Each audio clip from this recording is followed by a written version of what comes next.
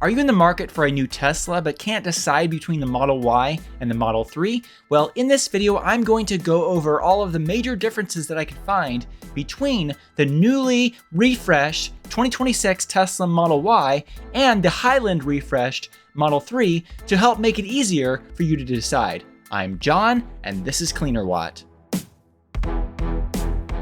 The Tesla Model Y was recently refreshed, and now it has similar technology upgrades to the Model 3. But I want to discuss the price point before we dive into other differences between these vehicles, because the Model Y is just a little bit more expensive than the Model 3, and I want to determine, is it worth the extra cost? Do you get enough with the vehicle, and is it overall a better vehicle than the Model 3? Well, first of all, you can see that with a long-range rear-wheel drive version of each vehicle, the Model Y cost $2,500 more. With the long-range all-wheel drive models, the Model Y is $1,500 more. And while we don't have the exact prices yet for the performance version of the Model Y here in the USA, I estimate that that price difference over the Model 3 will be around $3,000. So that's a pretty modest price difference between these vehicles. And when you look at a monthly payment amount financing these vehicles, it's not going to be a huge amount more per month to go with a Model Y versus the Model 3. Now, some people do prefer sedans over SUVs, but just on a side-by-side comparison, what do you get with a Model Y that you don't get with a Model 3? Well, ordinarily in the past years, there's been quite a difference in the range between the Model Y and the Model 3, with the Model 3 getting quite a bit more EPA rated range. But with the new Model Y, Tesla either has a slightly larger battery pack than before, or they've made it just so much more efficient, because as you can see, when it comes to the long-range rear-wheel drive version of these vehicles, they both have the same EPA rated range of 357 miles. However, when you look at the long-range all-wheel drive version of the vehicles, there is a 19-mile range loss, EPA-rated range loss, with the Model Y versus the Model 3. But when it comes to the performance version, while we don't have the official EPA-rated range yet, Tesla does state on their website that that vehicle has a larger battery pack than the other Model Y variants, and I estimate that when the EPA rating does come out, it's actually going to get over 300 miles of EPA rated range, so that could potentially be more range than the performance Model 3.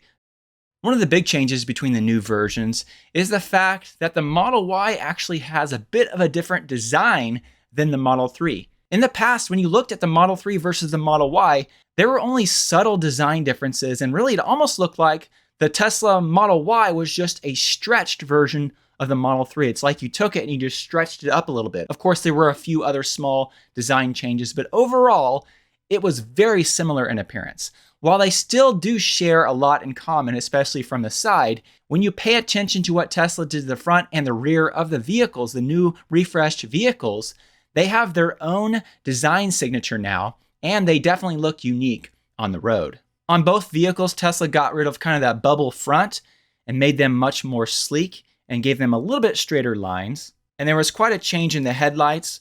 With the Model 3, it still has two distinct separate headlights that are more low profile than before. And the Model Y got a Cybertruck-inspired light bar across the front, which really gives it a unique look. There's also some subtle differences in the front bumper of each vehicle and the front fascias. You can see that the Model Y actually has some cutouts there below the headlights, where the non-performance version of the Model 3 does not have that. When you go to the back of the vehicle, the Model Y has a really unique light bar there, and Tesla describes this light bar as, quote, "The rear of the vehicle is defined by our all-new rear light bar and tailgate. First of its kind, the rear light bar is an indirect, externally reflected lighting system that projects the rear lamp function onto a custom applique. The rear light bar is a one cross-car light, making it one of the largest light bars in the industry at 5 feet. While the Tesla Model 3 doesn't have a rear light bar, the rear taillights have been redesigned and are much more slim and modern looking. When it comes to the performance version of these vehicles, I believe that the Model Y has much better looking wheels there. That bottom design there, I think that looks much better than the top design. And of course, the way Tesla did the front of each vehicle, once again, is slightly different with the performance version of the vehicle, and the rear of the vehicle, that air diffuser, is slightly different. But when it comes to the exterior dimensions, you can see that the Model Y is a little bit longer, a little bit wider, it is a little bit taller, it has a little bit longer wheelbase, and it offers more ground clearance. When it comes to the interior of these vehicles, both appear to be very similar, with the exception of the door panels. The Model 3 door panel not only has the lighting strip go all the way across the door panel, unlike the Model Y, but it also has a little bit different of a center design there as well. And when you look at the performance interiors of each vehicle, they're also very similar except for the door panels once again. With that being said though, you do get a slightly larger screen with a performance Model Y versus any other version of the Model Y and any version of the Model 3. That vehicle actually gets an upgrade from the 15.4-inch screen that's on the rest of the vehicles to a 16-inch screen that also has a higher Quad HD resolution. Speaking of the interior, which vehicle has more room for passengers? Well, while you would expect the Model Y to have more room in pretty much every category, that's actually not the case. The Model Y does have more headroom front and rear than the Model 3, and quite a bit more legroom in the rear seat, but in the front seat, the Model Y actually has a little bit less legroom than the Model 3. In addition, the Model Y has less shoulder room front and back, and less hip room in the rear of the vehicle, but the Model Y has a little bit more hip room in the front seats. Beyond passenger space, what about cargo space? This is where the Model Y really shines, because not only does it have a larger front trunk, 1 cubic foot larger, but it also has 8 cubic feet more space behind the second row. And when you look at the overall cargo space with the back seats folded and the front trunk combined, you see that the Model Y has over 30 cubic feet more cargo space than the Model 3. That's a substantial gain, and you have to remember that the Model Y has a true hatchback design, which makes it easier to load items in, and you can get a little bit taller items in the Model Y as compared to the Model 3 as well. When it comes to a feature comparison, both the Model 3 and the Model Y come with a full suite of features like basic autopilot, heated steering, heated seats, front ventilated seats, vegan leather seats, infotainment screens front and back, 360-degree acoustic glass, a hands-free trunk, and ambient lighting. But when you look at the sound systems, there is a bit of a difference between the vehicles. For example, with the long-range rear-wheel drive Model 3, you only get the basic 7-speaker sound system, but with the long-range rear-wheel drive Model Y, you get a 15-speaker sound system with a subwoofer. Interestingly enough, when you look at the long-range all-wheel drive version of the Model 3 versus the Model Y, the Model 3 sound system actually is listed as having 2 subwoofers versus the 1 subwoofer on the Model Y. That same difference applies to the Model 3 Performance, and as I pointed out earlier, you get a larger front screen on the Performance Model Y with a higher QHD resolution. When it comes to performance, the Model 3 is a bit quicker than the Model Y, but the difference is not massive.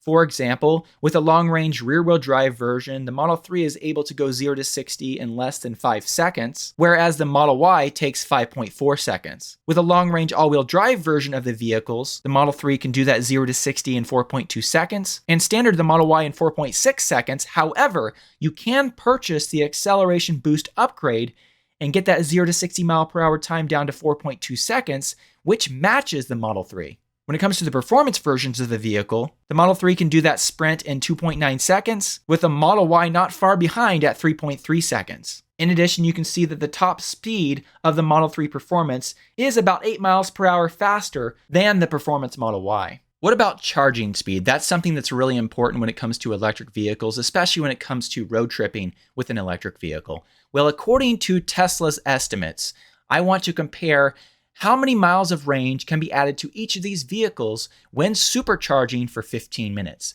That's a good example if you were making several stops on a trip and you just wanted to make a quick stop, a 15-minute stop. Well, with the rear-wheel drive version of these vehicles, you could see that the Model 3 is able in 15 minutes to add 13 more miles of range while charging for 15 minutes at a supercharger than the Model Y. With the long-range all-wheel drive version, once again, the Model 3 is able to add around 16 miles more range during that period of time. However, when it comes to the performance version of these vehicles, it appears like the Model Y will be able to add more range in 15 minutes of charging as compared to the Model 3. Now, I did end up pulling these numbers from the Tesla UK website because we don't have these numbers for the Performance Model Y in the USA just yet. But interestingly enough, on the UK website, the amount of range that you can add in 15 minutes for the Performance Model 3, that 142-mile estimate was the same as the US website for the performance Model 3. So it's possible that when it comes to the performance Model Y, when we get that official number here in the USA, it could be that same 151-mile number on Tesla's website. But either way, if you look at the UK, Tesla estimates that the performance Model Y should be able to add more miles of range as compared to the performance Model 3. But I do want to make a note here that when it comes to driving dynamics and of course pure performance, the Model 3 is definitely going to outshine the Model Y in those regards. An SUV, a taller, higher center of gravity SUV, is not going to have the same driving dynamics as the Model 3. So if you plan to take the vehicle to the track and do really serious driving like that, of course the Model 3 is going to be your vehicle, especially the Model 3 Performance. However, if you want a vehicle that can be really fun to drive, very quick, and still have great driving dynamics, but also have much more cargo room and really have a good amount of range as compared to previous models, the Model Y, for just a little bit more money, appears to be a much better buy in my personal opinion. Yes, the Model 3, the new Model 3 is a great vehicle, but the new Model Y, especially since the price is not massively different, just appears to be much better of a deal in my opinion. But I would love to know what you think about this in the comments section below. So let me know your opinion, whether or not you believe that the Model Y is better than the Model 3, or if you prefer one over the other for your particular use case. Let me know in the comments section below. I'd also like to say thank you to all of those of you who support me through Patreon. Your support makes a big difference and does help make these videos possible. If you'd like to find out more about how you can support my work through Patreon, I will put a link in the video description. Thank you so much.